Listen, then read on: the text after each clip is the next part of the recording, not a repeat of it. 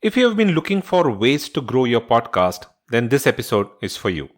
In this episode, we'll talk about using paid podcast ads and podcast promo ad swaps to grow your audience. Don't forget to listen till the end where I'll share some tips, very important tips if you are planning to run ad swaps for promoting your podcast. Welcome to the Podcasting University. Looking for help on starting your own podcast? Then this is the place to be. We will help you with everything from selecting your topic to promoting and monetizing your podcast in the simplest language possible. Listen to other podcasters who've been through the grind and learn from them as we interview them every week. You can find more details on thepodcastinguniversity.com.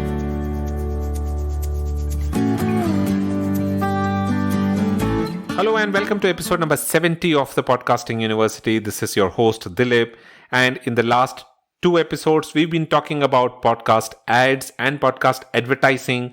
So we'll continue that conversation into this episode as well.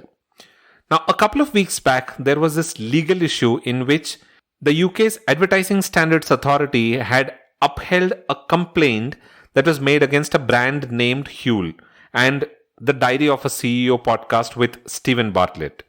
Now, the complaint was that a host read podcast ad was not identified as an ad and that it was in a similar style and tone to the editorial material, and therefore there was not a lot of significant difference between the two. Now, that sent some alarm bells ringing in the podcastosphere because there were a lot of such podcasts that were running podcast ads without a clear demarcation between the content of the episode and the ads that were running. So before we start today's show, let us look at a couple of things that you should keep in mind when you're running podcast ads on your show. Number one, whenever you run podcast ads on your podcast, ensure that you are clearly mentioning that it is an ad. How you mention it is entirely up to you, but be as clear as possible. Don't use any of those shady techniques to pass it off as a part of your content just because the advertiser didn't want you to say that it is a sponsored ad and that he was ready to pay you some extra for doing that. These things don't work. It actually ticks off your audience and it isn't good for the future of your podcast as well. Number two, always vet your ad. Don't fall into the trap of promoting something that you fundamentally don't agree with. Now, you might earn a few bucks in the short term, but in the long term, it will only harm you. Your audience might not be the kind who would like to listen to such ads, and hence this could impact your listenership even. Number three, if you're running an ad on any other show, then ensure that you are asking the podcaster to mention that it is a sponsored ad. We spoke a lot about podcast ads and advertising in the last two episodes, so if you haven't yet listened to it, then I would recommend that you do it right away. In the past few months, we've seen podcast ads growing like anything. Companies and networks are bringing in more and more different type of products just because they know the amount of potential that podcast ads have. Now take for example Buzzsprout. Buzzsprout launched Buzzsprout ads a few weeks back. In fact, a couple of months back. Now creators are earning a lot of money from running these ads. The last week we heard an announcement from Blueberry as well about programmatic ads, which is pretty much the same or similar to that of what Buzzsprout ads are. Which means now Blueberry is also helping their podcasters monetize their show.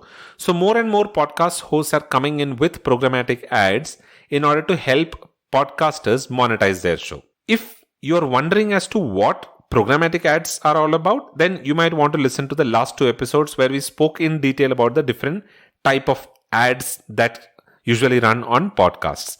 But just to give you a snapshot, programmatic ads are automatic ads that your podcast host can run on your show, and they'll pay you for running them on your shows based on a CPM model. Now, a lot of this is automatic, like what ads to place, how frequently to place the ad, is it going to be pre-roll, mid-roll or post-roll, and all of these things are controlled automatically, hence the name programmatic ads. Now, Blueberry says that you can earn anywhere between $5 to $15 CPM and has opened up the show to all podcasts irrespective of their audience size, their download size, or the listens. That makes Blueberry one of the few podcast hosts who are offering programmatic ads to their customers and helping them monetize their podcasts. Anyways, back to the topic of podcast swaps and podcast ads to promote your show. We're almost 5 minutes into today's episode, and I'm hoping that you are enjoying the conversation until now. If you are, then please do consider referring this podcast to your friends, your family, and your social media circles. Whoever is interested in getting started a podcast, they'll be able to find a lot of value in this show. So do consider referring the Podcasting University to people who you think will benefit from this information. A couple of weeks back, I signed up to Buzzsprout ads, and I ran an ad with them for my podcast. I wanted to check how effective it was. That's why I thought I will run a sample ad and see how effective it is. Now, I'll talk about some of the findings in a little while, but the ad was effective in that I found that there was a spike in my downloads after the ad started running. Though it wasn't great, the spike wasn't too much in terms of the downloads, but there was a considerable improvement in the downloads. And to be very frank, I wasn't really expecting it to be great, considering that I signed up only for about 5,000 downloads. So Buzzsprout has this different tiers where you can pick what kind of a download is it that you're looking for. You can go for a 5,000 download, a 10,000 download, a 20,000 download. The price varies for each of this. So it starts from a minimum of 5,000 downloads, and that will cost you about $100. So the impact of the downloads, meaning the audience who probably tuned in to listen to the episode, has stayed on for about 2 weeks now. It's been about 2.5 weeks that I've run that ads. And I see that the impact is still continuing to be there, and the audience is still continuing to listen to the episode.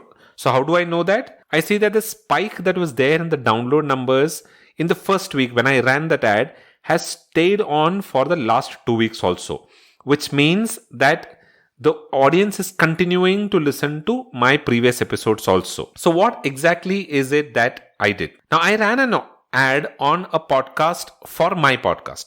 So I created a short 30 to 45 seconds promo, and I ran the ad on some of the other podcasts that I wanted to run these ads on. Now, though I didn't have a lot of control on what podcasts it could play, but still Buzzsprout gave me some targeting options, like for example, age, sex, etc.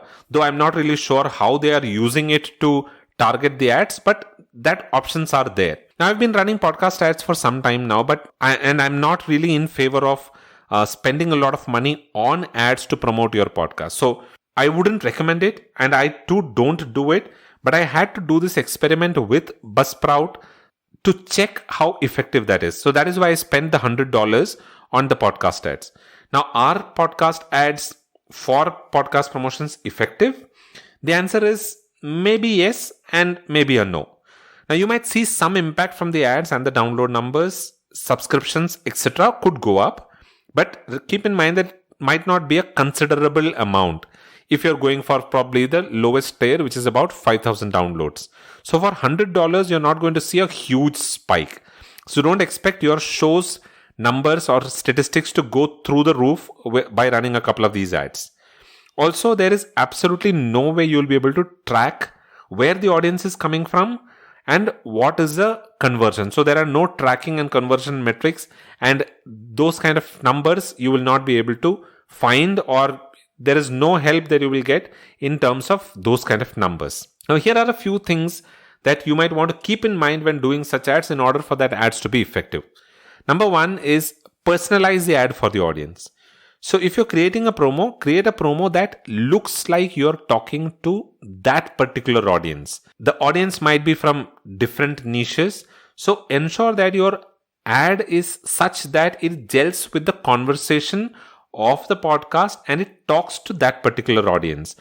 Don't make it look like an intrusion or maybe an obstruction. Make it look like a natural recommendation. Number two, target a related niche. So wherever possible, see if you can target a related niche. Don't pay for advertisements that run on random shows. If you have the control of picking related niches where the audience is already interested in a similar topic and might want to listen to your podcast, pick those kind of podcasts and run your ad on these kind of podcasts. Now, the two platforms that I spoke about in episode number 68 are platforms which gives you that kind of a control. So if you're planning on running podcast ads, then please go check those ad networks out.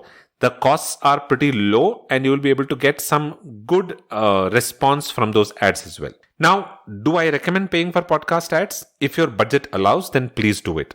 Else, don't. I would recommend that you look for natural and organic growth for your podcast instead of paying or spending a lot of money on running podcast ads.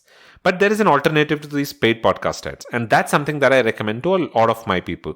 So that's ad swaps. Now, this is something that I recommend because if you're really interested in running ads to promote your podcast, rather than spending money, go with podcast ad swaps because there is no monetary transaction involved in ad swaps. What or how ad swaps work is you and another podcaster just agree to run each other's ads on your respective podcasts. That's it.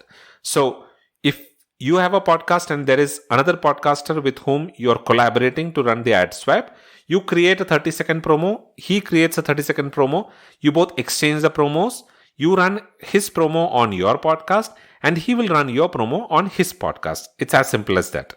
Now, when you're doing ad swaps, I would recommend a few things that you keep in mind, these few things, because this will give you better effectiveness for your ad swaps. Number one, do it with people you know and trust so that you know that they wouldn't back out of their side of the agreement after you have placed the ad on your show, because this happens a lot of time. So don't set yourself up to be cheated. So do it with people that you know and that you trust. Number two, pick podcasts that are about your size in terms of popularity. Now, while you would never be able to know exactly how popular they are, there are a few things that I recommend that you can look at in order to see if those podcasts fit your requirement. Like, for example, one, look for a podcast that is consistent, that is releasing episodes consistently. Or look for podcasts that have the same number of episodes as that of yours. Or you might want to look for podcasts that have been there for the same time as yours and are releasing episodes consistently. You can also go with podcasters who are putting in the effort to promote their show on social media. So if you're on social media, just track some of these podcasts to see how active they are on social media and are they actually promoting their podcasts. Because if the podcast is not being promoted, then running an ad on such podcasts doesn't help you as well. And finally, create a promo that doesn't look like a typical ad. Create a promo which actually talks to their audience. Customize it to every podcast that you're reaching out to for the ad swaps. So that way you will get much more effectiveness for your ad swaps. Now, those are some very important points that you might want to keep in mind if you're looking at podcast ad swaps. And two of the networks that I spoke about in episode 68, both of them help with ad swaps as well. Otherwise, what I would recommend is you can always look out for podcasters on social media. You'll be able to find a lot of podcasters in your niche on social media. So follow them, interact with them, and then when you feel comfortable, reach out to them and check if they are willing or open to do an ad swap with you. So that is the best way of finding people who can enter into an ad swap agreement with them. I hope you liked the information that I shared in this episode and you found it valuable. If you did, then do consider subscribing to the show.